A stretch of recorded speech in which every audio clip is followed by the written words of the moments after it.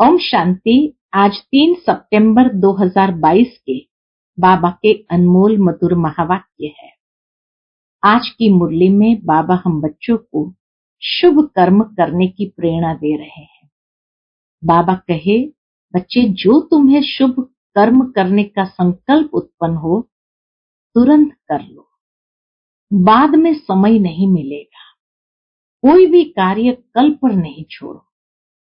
साथ ही साथ अपना खाना आबाद करने की विधि बाबा बताते हैं कि बाबा को अपना बच्चा बना दो, वारिस बना दो। जब बाबा आपका वारिस हो जाएगा तो बाबा तुम्हें भी माला माल कर देते हैं।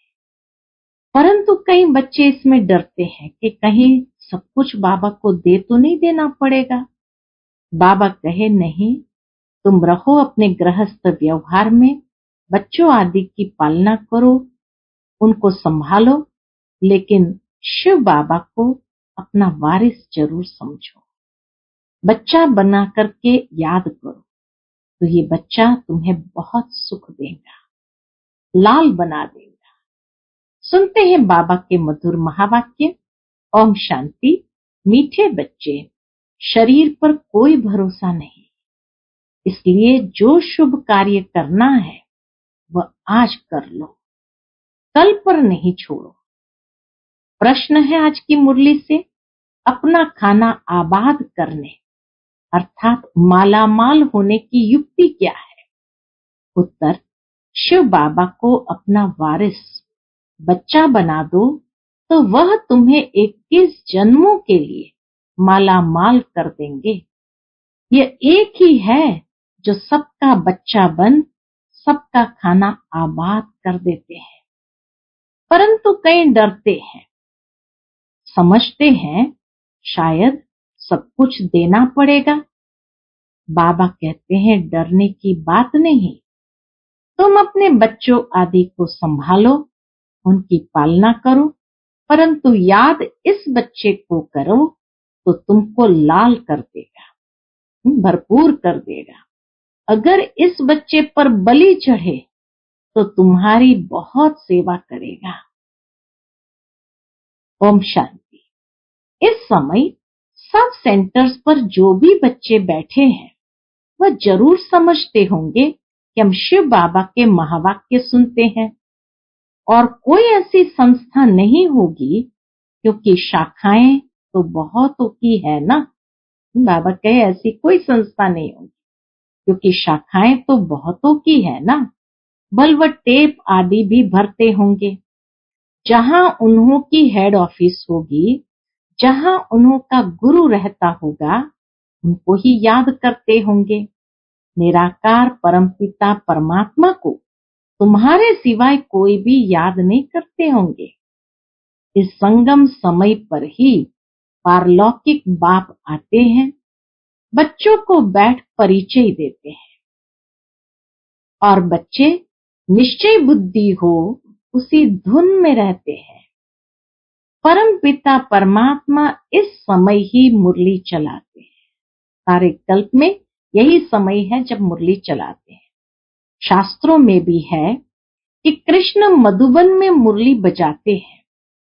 मधुबन तो मुख्य है एक, बाकी सब जगह मुरली जाती है। मनुष्य की बुद्धि में तो है कृष्ण मुरली बजाते हैं, वास्तव में है ज्ञान मुरली। जो ज्ञान मुरली बाबा इस समय आकर बजाते हैं और वही सभी सेंटर्स पर जाती है। शिव बाबा मुरली चलाते हैं, कृष्ण मुरली बजाते हैं, शिव बाबा मुरली चलाते हैं। ये किसकी बुद्धि में कभी आ न सके, ये किसको पता नहीं है। जहां जहां तुम्हारे सेंटर्स खुलते हैं सभी यह समझते हैं शिव बाबा की मुरली बजती है ब्रह्मा द्वारा, जो फिर सब ज्ञान गंगाएं सुनकर औरों को सुनाती है। बुद्धि में तो शिव बाबा याद है ना। शिव बाबा जिसको भगवान कहा जाता है, शिव बाबा मुरली सुनाते हैं, ये कोई भी शास्त्रों में नहीं है। ये बात किसी भी शास्त्रों में नहीं है। तुम बच्चे कहां भी हो, समझते हो ये मुरली जो छपकर आई है शिव बाबा की ही आई है। शिव बाबा बिगर कोई सिखला नहीं सकते। बाप ही कहते हैं मुझे याद करो तो मैं वर्षा दूंगा। बाबा बच्चों को समझाते रहते हैं कि मां मेकम याद करो और कोई भी नाम रूप को याद नहीं करो। साकार मनुष्य के फोटो आदि तो जन्म जन्मांतर इकट्ठे करते आए हो, उपासना करते आए हो। देवताओं आदि के चित्र रखना ये सब तुम्हारा छूट जाता है। बाबा का बनने से सब कुछ छूट जाता है। भक्ति मार्ग में आत्माएं बाप को याद करती है। शरीर को तो तब याद करते हैं जब देह अभिमानी बनते हैं। बाप घड़ी घड़ी कहते हैं, क्या कहते हैं? अपने को आत्मा समझ बाप को याद करते रहो। आत्मा ही पतित दुखी बनी है। आत्मा कहती है मैं महाराजा था, अब रंक बन गया हूं। बाबा कहते, आत्मा ही कहते मैं महाराजा था और अभी रंक बन गया हूं। तुमको अब स्मृति आई है।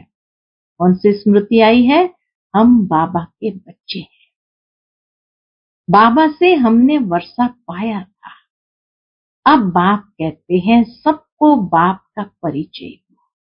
हमें स्मृति आई है तो अब हमें सबको बाप का परिचय देना है। इन जैसा शुभ कार्य होता नहीं। इस शुभ कार्य में देरी नहीं करनी चाहिए।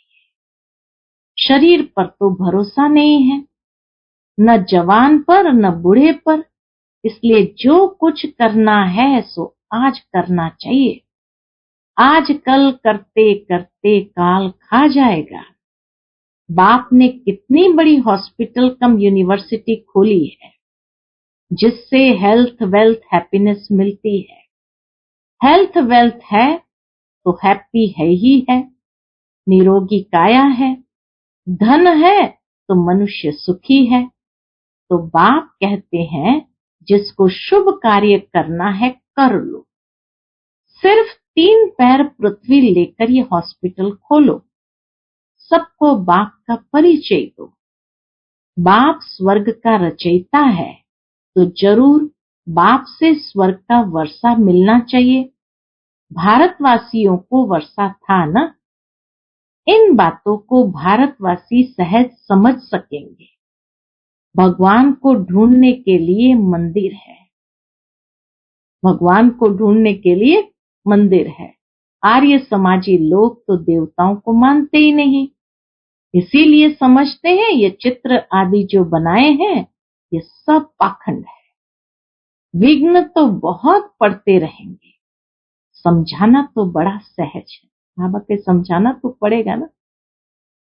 बाप का फरमान है। क्या फरमान है? जल्दी मेरे साथ सगाई तो कर दो। सगाई करने से ही वर्षे के हकदार बन सकते हो। बाप रूहानी सर्जन है। तुम उनके बच्चे कहलाते हो तो तुम भी सर्जन ठहरे। सर्जन के बच्चे हम भी सर्जन ठहरे।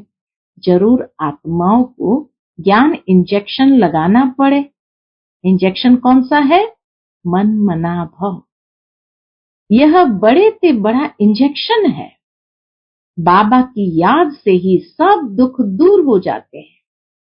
योग से पुण्य आत्मा बन जाते हो। यह एक ही दवाई है योग की। बच्चा जन्मता है, बाप की गोद में जाता है और वर्षे का मालिक बन जाता है।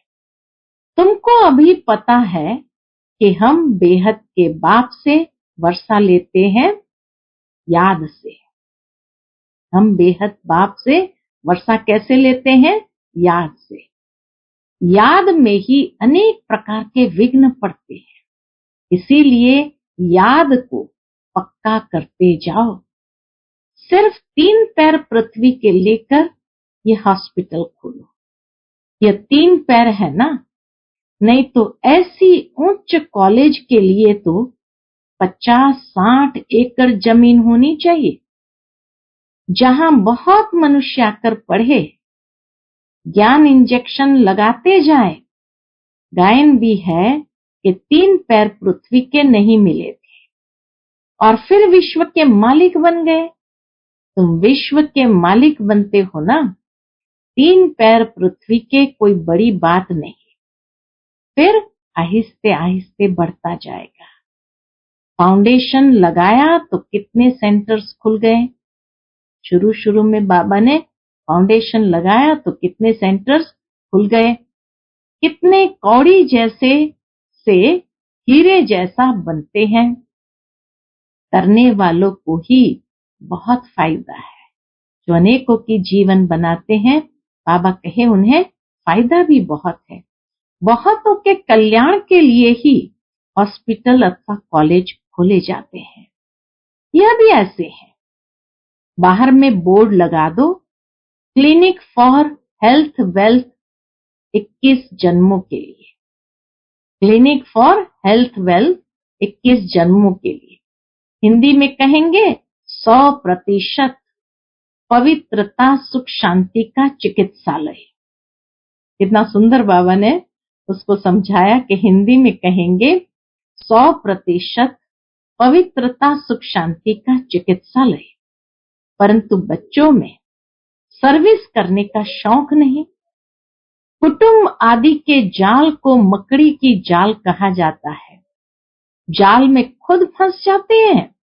बाप आकर रावण रूपी मकड़ी की जाल से निकालते हैं। सतयुग में ऐसे नहीं कहेंगे। सतयुग में ऐसे नहीं कहेंगे कि मकड़ी की जाल है। यहां भी आप ही अपनी जाल में फंस मरते हैं। यह है रावण का राज्य। कितनी बड़ी बड़ी रावण की जाल है। सारी सृष्टि पर सभी शोक वाटिका में बैठे हैं। इस रावण की जाल में सब साधु संत आदि फंसे हुए हैं। अब बाप कहते हैं इन सबको भूल क्या करो, अपने को आत्मनिश्चय करो और सबको यही रास्ता बताते रहो।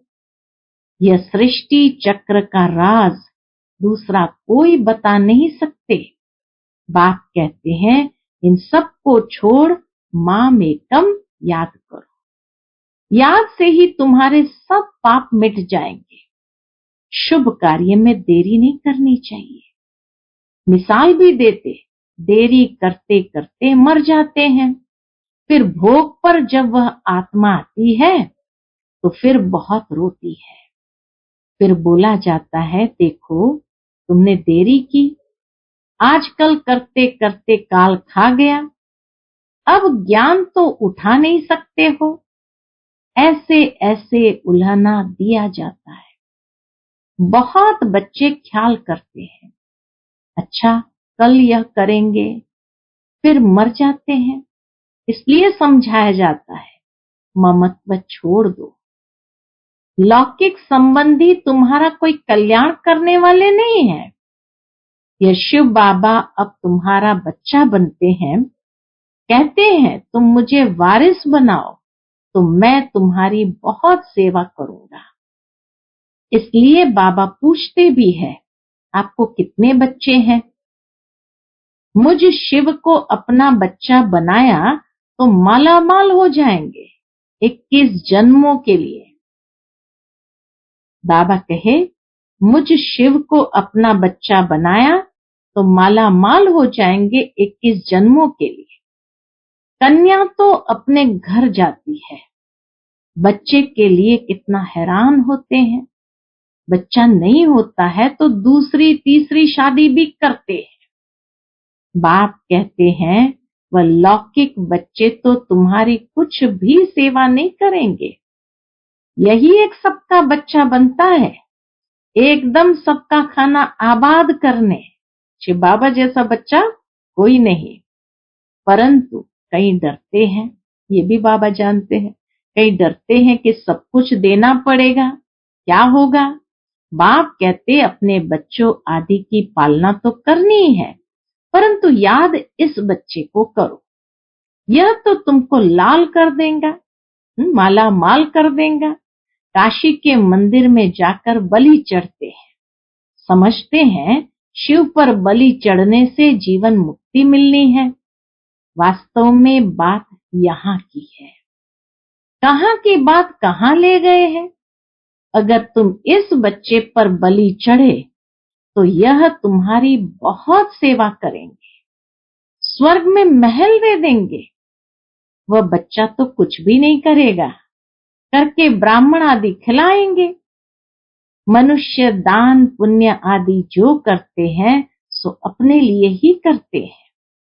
तो यह हॉस्पिटल खोलना कितना पुण्य है। शाहूकार लोग तो 10-15 हॉस्पिटल खोल सकते हैं। ये पैसे आदि तो सब खत्म हो जाएंगे।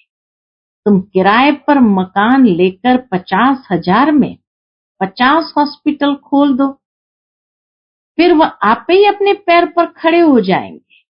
बाप कितनी सहज युक्तियां सर्विस की बताते हैं। गंगा के कंठे पर जाकर सर्विस करो, अपनी पीठ पर ये बाबा का परिचय लगा दो।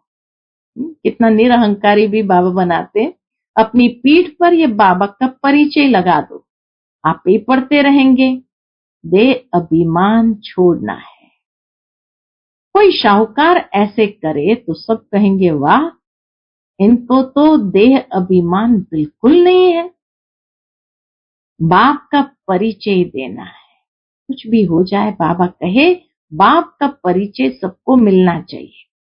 बाप स्वर्ग का रचयिता है, फिर हम नरक में क्यों पड़े हैं। अभी बाप आए हैं, कहते हैं देह के सब संबंध छोड़ मुझे याद करो। भारत स्वर्ग से नरक कैसे बना, लक्ष्मी नारायण ने 84 जन्म कैसे लिए, आओ तो हम कथा सुनाए। ढेर इकट्ठे हो जाए। पतित पावनी गंगा को भी कहते हैं तो जमुना को भी कहते हैं। अच्छा, गंगा पतित पावनी है तो एक को पकड़ो ना। अब तुम बच्चों ने ड्रामा को जाना है तो फिर समझाना है। बाबा कहे हर एक को ड्रामा के विषय में समझाना है।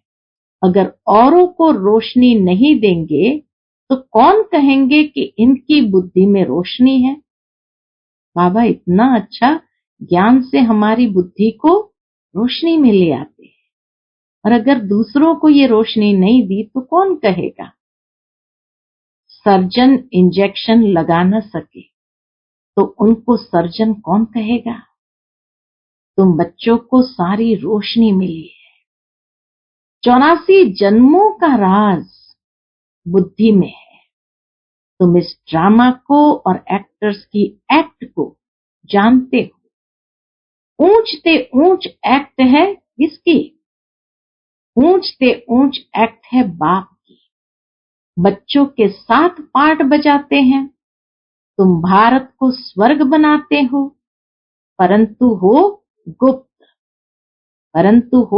गुप्त, incognito, non violence, Shiv Shakti सेना। उनकी सब बातें जिस्मानी है। कितने कुंभ के मेले में जाते हैं। हर साल कुंभ के मेले पर कितने लोग जाते हैं। यहाँ जिस्मानी कोई बात नहीं। तुम उठते बैठते चलते यात्रा पर हो। याद से ही तुम पावन बनते हो। बाप कहते हैं तुम कर्म करते समय क्या करो। बाबा कहते तुम कर्म करते समय भी शिव बाबा को याद करो। वह फिर कह देते सब में परमात्मा है। फर्क हो गया ना। बाप कहते हैं जहां भी बैठो मुझे याद करो। फिर सर्विस भी करनी चाहिए। मंदिरों में बहुत भक्त जाते हैं, बस यह चित्र पीठ पर लगा दो, बाप का परिचय देते रहो। युक्तियां तो बहुत बतलाते हैं। बाबा युक्तियां तो कितनी बतलाते हैं। स्मशान में जाकर समझाओ निराकार बाप की महिमा और श्री कृष्ण की महिमा। अब बताओ गीता का भगवान कौन है। साथ में चित्र भी हो। सर्विस तुम बहुत कर सकती हो। फीमेल करे व कोई कुमारी करे तो और सौभाग्य। कन्या तो सबसे अच्छी। बाबा का प्यार कन्याओं पर जास्ती रहता, तो कन्या तो सबसे अच्छी। कन्याओं का कन्हैया बाप है निराकार। कन्हैया कृष्ण नहीं था, यह है बाप। बाप को ख्याल आता है कि बच्चों को कैसे सिखलाऊं। इतना बाबा का विचार सागर मंथन चलता है कि एक एक बच्चे को कैसे सिखलाऊं। कल्प पहले भी ड्रामा अनुसार ऐसे ही समझाया था, फिर आज समझाता हूं। तो तुमको भी अंधों की लाठी बनना चाहिए। जिन बच्चों को परिचय मिलता है वह फिर औरों को ले आते हैं, उसका भी पुण्य होता है। किसी को समझा नहीं सकते तो उसको सेंटर तक तो पहुंचाओ, ले आओ, बाबा के उसका भी पुण्य मिलता है। अपने पास हिसाब रखो, जितना करेंगे फल तो मिलेगा ना। कोई को ले आते हैं तो उनका भी बहुत कल्याण हो जाता है। इस धंधे में बच्चों का बहुत अटेंशन चाहिए। सर्विस नहीं करेंगे तो मिलेगा क्या? सर्विस, सर्विस और सर्विस। तुम कहते भी हो हम गॉड की सर्विस पर है, ऑन गॉडली सर्विस ओनली। घर की सर्विस भी भल करो। बाप शिक्षा देते हैं बच्चों को कभी विकार में नहीं जाने देना। अगर वह तुम्हारी आज्ञा नहीं मानते हैं तो जैसे नाफरमान वरदार ठहरे। अगर उसको धन दिया, उसने उससे पाप कर लिया तो उसका दंड तुम्हारे सिर पर आ जाएगा। ये भी बाबा कर्म की ये गति समझाते हैं। तो बाबा कहे अगर उसको धन दिया, पतित को धन दिया, उसने पाप कर लिया, उसने उससे पाप कर लिया तो उसका दंड तुम्हारे सिर पर आ जाएगा। बाबा तो राय देते हैं ना, परंतु बहुत है जो करके पीछे बताते हैं। तो बच्चों को सर्विस के लिए अनेक प्रकार की युक्तियां बताते हैं। तुम बच्चों को यही धंधा करना है। ट्रेन में भी यही सर्विस करते रहो तो बाप भी खुश होगा और भविष्य 21 जन्म के लिए सदा सुख का वर्षा मिल जाएगा। अच्छा, मीठे मीठे सिकिलते बच्चों प्रति माता पिता बाप दादा का याद प्यार और गुड मॉर्निंग। रूहानी बाप की रूहानी बच्चों को नमस्ते। हम सब रूहानी बच्चों की रूहानी माता पिता बाप दादा को याद प्यार गुड मॉर्निंग और नमस्ते नमस्ते। शुक्रिया बाबा, शुक्रिया। आज की मुरली से धारणा के लिए मुख्य सार है। पहली पॉइंट, माया ने जो बहुत बड़ी जाल बिछाई है, अब बाप की याद से उस जाल से निकलना है। शुभ कार्य में लग जाना है। किसी देहधारी की जाल में नहीं फंसना है। सबसे ममत्व निकाल देना है। दूसरी पॉइंट, ज्ञान की जो रोशनी मिली है वह सबको देनी है। देह अभिमान को छोड़ भिन्न भिन्न युक्तियों से सर्विस करनी है। अंधों की लाठी बनना है। आज का बाप दादा का मधुर वरदान हम बच्चों के प्रति है। अनेक प्रकार के भावों को समाप्त कर आत्मिक भाव को धारण करने वाले सर्व के स्नेही भव। अनेक प्रकार के भावों को समाप्त कर आत्मिक भाव को धारण करने वाले सर्व के स्नेही भव। देह भान में रहने से अनेक प्रकार के भाव उत्पन्न होते हैं। कभी कोई अच्छा लगेगा तो कभी कोई बुरा लगेगा। आत्म रूप में देखने से रूहानी प्यार पैदा होगा। आत्मिक भाव, आत्मिक दृष्टि, आत्मिक वृत्ति में रहने से हर एक के संबंध में आते हुए अति न्यारे और प्यारे रहेंगे। तो चलते फिरते अभ्यास करो, मैं आत्मा हूं। इससे अनेक प्रकार के भाव स्वभाव समाप्त हो जाएंगे और सबके स्नेही स्वतः बन जाएंगे। आज का स्लोगन है, जिसके पास उमंग उत्साह के पंख है उसे सफलता सहज प्राप्त होती है। जिसके पास उमंग उत्साह के पंख है उसे सफलता सहज प्राप्त होती है। अच्छा, ओम शांति।